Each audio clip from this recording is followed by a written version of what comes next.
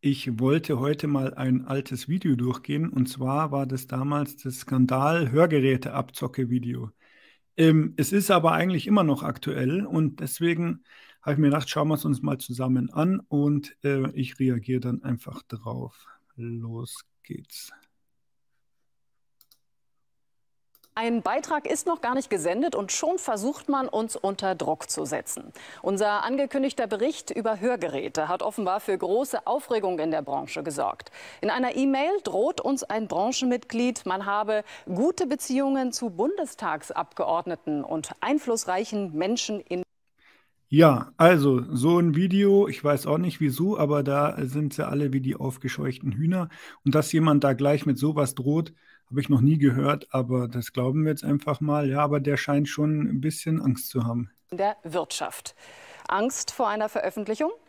Uns zeigt dies nur, wir haben mit diesem Thema offenkundig ins Schwarze getroffen. Caroline Walter und Andrea Everwien berichten, mit welchen Methoden viele Hörgeräte-Akustiker ihre Kunden offenbar über den Tisch ziehen. Naja, das ist über den Tisch ziehen. Da wollen wir uns doch jetzt mal anhören, was da los ist und nicht gleich solche schlimmen Wörter benutzen. Rentner Rolf vom Orde ist eigentlich ein aktiver Mensch, der anderen gern ehrenamtlich hilft. Doch zurzeit hockt er meistens zu Hause. Denn er hat ein Problem. Er ist schwerhörig und bräuchte dringend ein Hörgerät. Das Rezept dafür hat er auch. Er will ein Kassengerät ohne Zuzahlung. Aber genau das wollte ihm wohl kein Hörgeräte-Akustiker verkaufen. Bei diesen Hörgeräteakustikern habe ich dann erlebt, dass man mir wirklich nur ein teures Gerät verkaufen wollte, bei dem ich 1.000 € und mehr zuzahlen musste. Habe ich auch schon gehört. Und die Verordnung schaut wirklich so aus. Jetzt hören wir uns nochmal an, was er weiterhin zu sagen hat. 3 verschiedene Geschäfte hat das Ehepaar besucht. Im ersten Laden hieß es, ein Kassengerät, nein, das habe man nicht da. Das müsse man erst bestellen. Super ungewöhnlich. Kann ich mir nicht vorstellen, ja. Nach 4 Wochen dann die Mitteilung, leider habe man die Bestellung vergessen. Also sorry, also wenn das stimmt, das ist absolut lächerlich, ja. Und so ging es weiter. Wenn es um die zuzahlungsfreien Geräte ging, da waren die sich alle einig, man könnte das nicht einstellen, sind minderwertig vom Aussehen, jeder sähe das, diese dicken Dinger hinterm Ohr. Ja, ganz traurige Sache, natürlich kann man sie einstellen, dass sie nicht so wahnsinnig hochwertig sind wie die anderen, das ist klar, trotzdem kann man damit gut hören. Und man kann natürlich auch extra hässliche Geräte als Kassengeräte abgeben. Da kann ich später mehr dazu erzählen. Man hat mich dann gefragt, ob denn mein Nachbar sehen sollte, was ich für eine Krankenkassengurke im Ohr hätte. Ja, Krankenkassengurke, das ist natürlich ein schönes Wort, gell? Das hätte ich jetzt, ist schon dreist, so ein Wort zu verwenden, wenn jemand so ein Hörgerät haben möchte, das gleich so madig zu reden. Schließlich konnte Herr vom Orde doch noch ein Kassengerät testen. Aber kaum war er damit auf der Straße, platzte ihm schier der Kopf. Es war quälend laut. Der Rentner hat den Verdacht, das Gerät wurde falsch eingestellt.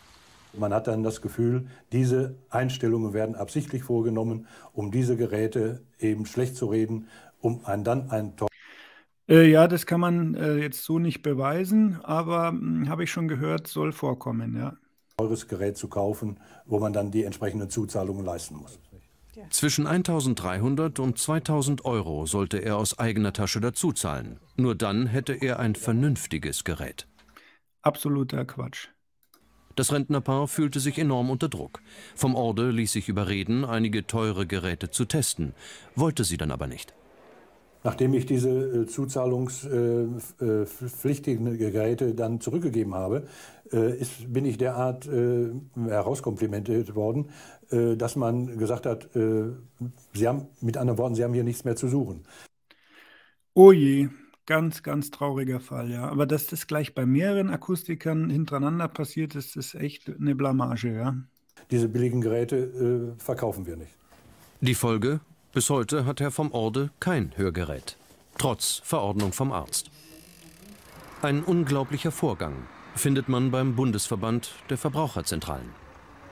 Das sind definitiv keine Einzelfälle. Es ärgert uns sehr, dass dort diesen Menschen eingeredet wird, sie bekämen keine Kassenleistung, die angemessen wäre. Denn die gesetzlichen Krankenkassen haben für ihre Versicherten extra Verträge mit der Bundesinnung der Hörgeräteakustiker abgeschlossen. Sie vertritt die Mehrheit der über 4000 niedergelassenen Akustiker in Deutschland. Im Vertrag der Ersatzkrankenkassen heißt es konkret, der Versicherte erhält mindestens 2 eigenanteilsfreie Versorgungsangebote entsprechend dem festgestellten Hörverlust. Auch mit der AOK gibt es eine solche Vereinbarung. Also der Hörakustiker, der ist wirklich verpflichtet, die wenigstens vorzustellen und nach Verlangen dann auch zum Probieren auszuliefern, ja, und gescheit einzustellen. Der Hörgeräteakustiker garantiert eine eigenanteilsfreie Versorgung mit modernen, hochwertigen Hörsystemen. Immerhin zahlen die Kassen für ein Paar Hörgeräte rund 1.200 € als Festbetrag an die Akustiker.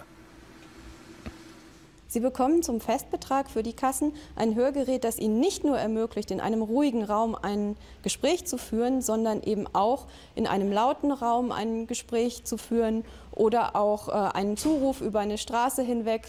Ob man jetzt im Lärm auch gut versteht, das hängt übrigens nicht nur vom Hörgerät ab, sondern auch, wie gut man die Informationen verarbeiten kann im Gehirn. Ja, deswegen wäre es ja auch Blödsinn, jetzt zu sagen, dass es mit diesem Hörgerät nicht geht. Das kann man in dem speziellen Fall immer nicht sagen. Da müsste man sich das doch deutlich genauer noch anschauen, ja, inwiefern derjenige das verarbeiten kann. Zu verstehen oder sicherlich auch einigermaßen in ein Kino zu gehen und dort einen Film verfolgen zu können. Also, mit einem Kassengerät kommen die meisten im Alltag auch gut zurecht. Und genau das waren gerade Hörgeräte der Marke Uralt, aber ich mache dieses Video auch zugegebenermaßen ein bisschen spät. Darüber müssten die Akustiker ihre Kunden fair aufklären. Kontraste hat die Probe gemacht. Unsere Testperson, Herbert Schmidt, ist selbst schwerhörig. Beraten Akustiker wie vorgeschrieben oder schwatzen sie ihm teure Geräte auf? Schmidt geht für uns in mehrere große Hörgeräte. Also, sorry, ich bin ja auf der Seite der Hörgeräteträger, aber aufschwatzen, man kann ja von Empfehlungen und vielleicht von nicht richtigen Empfehlungen sprechen. Ja. Läden. Im ersten wird ihm zwar ein Kassengerät gezeigt, offenbar aber nur, um es gleich schlecht zu reden. Wenn man das möchte, hat man ein sehr einfaches Gerät, wo man nur laut und leise stellen kann, an- und ausmachen. Wenn man noch relativ aktiv ist, dann würde ich auf jeden Fall eins mit Zuzahlung nehmen. Da ist die Technik besser. Dann zeigt sie nette kleine blaue Kiste. ihm ein Gerät, das sie empfehlen könnte. Hier sind wir ungefähr bei 1.100 € pro Ohr an Zuzahlung. Das ist natürlich schon ein heftiger Sprung von zuzahlungsfrei auf 1.100. Da sollte man vielleicht noch was dazwischen präsentieren. Ja. Das nächste Akustikergeschäft. Hier erwähnt die Verkäuferin die Kassengeräte erst gar nicht, obwohl sie dazu verpflichtet ist. Von vornherein werden nur teure Geräte vorgestellt. Also da fängt die Zuzahlung für beide bei 2.500 € an. Ja, geht gar nicht. Also das erste Hörgerät mit 2.500 € da vorzuschlagen, ja, traurige Geschichte, ja.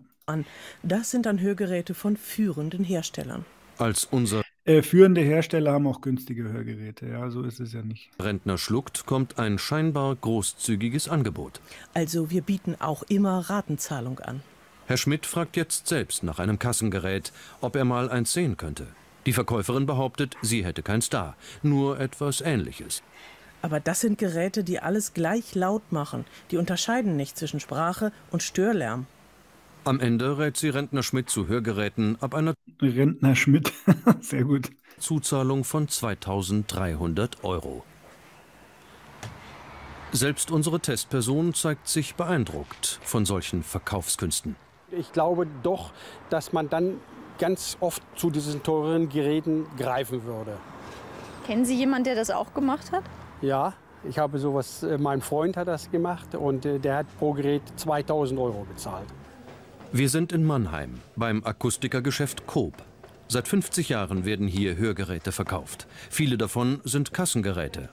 Sind sie so schlecht, wie man dem Verbraucher weismachen will? Nein, das kann ich widerlegen. Selbst zuzahlungsfreie Hörgeräte kann man breitbandig anpassen. Man kann ganz individuell auf die Hörminderung des jeweiligen Kunden.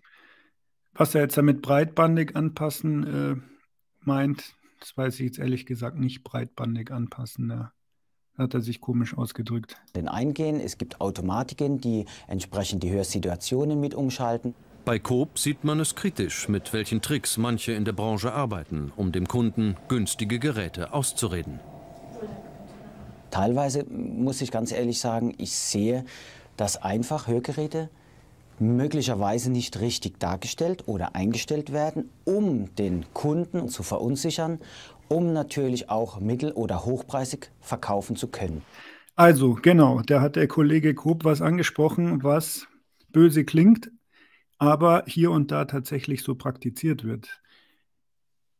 Man muss sich vorstellen, diese Kassengeräte, mit denen ist es schwierig, als Akustiker Geld zu verdienen. Weil das Problem an dem Ganzen ist, man muss, wenn man wirklich die Geräte zum Kassentarif abgibt, die Geräte 6 Jahre lang in Schuss halten, und wenn die 5-mal hintereinander kaputt gehen, man bekommt nur einmal pro Ohr ungefähr 125 Euro pro Gerät, 125 Euro als sozusagen Reparaturpauschale, und davon müssen die Geräte permanent repariert werden, sodass der Hörgeräteträger selber nichts bezahlt. Und deswegen ist es für jeden Akustiker so, dass er alles dafür tut, von diesen Geräten abzuraten. Das ist so gemein, weil Kassengeräte, also die Geräte, die der Akustiker als Kassengeräte abgeben kann, die sind teilweise wirklich sehr gut, ja. Und deswegen wird absichtlich, ich behaupte jetzt absichtlich, ja, bei manchen absichtlich, dieses Kassengerät erst gar nicht vorgeschlagen oder eben madig geredet, wie wir es vorhin gehört haben, um ein bisschen in den Zuzahlungsbereich zu kommen. Deswegen wundert es mich, warum die Kollegin vorhin gleich so ein super teures Gerät vorgeschlagen hat. Sie wäre auch mit 50 Euro pro Hörgerät schon aus diesem Dilemma der Reparaturen rausgekommen, ja. Finde ich ein bisschen oberheftig, und man muss es sagen, die Geräte, die der Akustiker als Kassengeräte abgibt, die kann er selber bestimmen. Das bedeutet, Trick Nummer 2, man nimmt das hässlichste Gerät, was man irgendwie findet, und sagt dann, das ist das Kassengerät. Es gibt das Kassengerät nicht. Ja, das kann jeder Akustiker selber bestimmen. Es gibt von jedem Hersteller ein sehr günstiges Gerät, was man dann eben so abgeben kann, aber man muss nicht unbedingt das hässlichste nehmen. Das halte ich eigentlich, ist grausig, das Ganze, ja, dass man dann wirklich absichtlich ein hässliches Gerät nimmt, und es wird einem auch auf jeder Schulung, Verkaufsschulung, davon gibt es einige im Hörgeräte-Akustiker-Business, ja, gezeigt, mit welchen Argumenten man ganz schnell aus diesem zuzahlungsfreien aus der Anpassung davon rauskommt. Also da hat der Kollege Coop leider nicht ganz unrecht, ja. Wir haben die Bundesinnung der Hörgeräteakustiker gefragt, was sie zu unseren Recherchen sagt. Eine Antwort bekommen wir nur schriftlich. Der Bundesinnung ist nicht bekannt, dass Versicherten keine zuzahlungsfreien Hörgeräte angeboten werden. Und die Krankenkassen? Ja, woher sollen die das wissen? Die fragen ja nicht jeden einzeln ab. Sie schauen dem Treiben der Akustiker offenbar zu, statt die Abzocke zu unterbinden. Dabei wären Sanktionen möglich, nämlich eine Vertragsstrafe bis zu 10.000 Euro. Doch die Kassen verhängen so gut wie keine Strafen. Warum auch? Es ist ja der Patient, der draufzahlt, nicht die Kasse. Das Rentner-Ehepaar vom Orde ist enttäuscht. Ich würde wirklich sagen, der Patient müsste vor solchen Akustikern geschützt werden. So kann man doch wirklich nicht mit einem Patient umgehen, der unbedingt ein Hörgerät braucht. Er ist ja diesen Leuten bedingungslos ausgeliefert. Genau, man ist tatsächlich als Kandidat für ein Hörgerät demjenigen ausgeliefert, weil man ja demjenigen vertraut. Und wenn der sagt, es gibt's nicht, dann glaubt man dem in der Regel, ja. Früher gab es ja auch gar nicht die Möglichkeit, oder noch nicht so krasse, noch nicht in dem Umfang die Möglichkeit wie jetzt, sich da im Internet, auf YouTube oder in einem Blog zu informieren, ja. Natürlich haben wir auch die Kassenverbände zu diesem Thema um ein Interview gebeten. Leider wollte man sich hierzu vor der Kamera nicht äußern. Solange die Kassen also nichts unternehmen, bleibt... So. Ja, die wollen sich natürlich nicht äußern, weil das natürlich, jeder hat da Angst, darüber zu sprechen, weil bei sowas ist es mir auch mit einem halben Fuß im Gefängnis immer gleich. Da zeigt dann immer der Anwalt von der anderen Seite an. Genau. Abschließend würde ich sagen, das Video da ist viel Wahrheit dabei, aber es ist auch so ein bisschen sehr reißerisch aufgebaut. Das heißt schon, ich glaube, die Redakteure haben schon immer gehofft, dass er noch was Schlimmeres erzählt, was ihm alles passiert ist. Aber grundsätzlich ist es tatsächlich leider so, dass der Akustiker alles tut, also nicht der Akustiker, Entschuldigung, dass viele Kollegen oder sagen wir manche Kollegen, einige Kollegen alles dafür tun, damit es keine zuzahlungsfreie Versorgung wird, weil es finanziell für sie selber problematisch wird, wegen dieser Reparaturpauschale und natürlich, weil der Umsatz schrumpft, ganz klar. Aber da kann ja der Hörgeräteträger oder der Kandidat nichts dafür. Ja, lassen wir es mal so stehen. Nicht so schön das Ganze. Das bedeutet, wenn man selber zum Akustiker geht und ein Gerät haben möchte, wenn man das schon weiß, dass man dafür nicht selber ausgeben möchte für seine Hörgesundheit, sondern sagt, ich will die Basisklasse und dann wird einem das nicht präsentiert oder madig geredet, dann hat man echt, dann ist man sozusagen bei einem Akustiker gelandet, wo man auch gleich wieder gehen kann.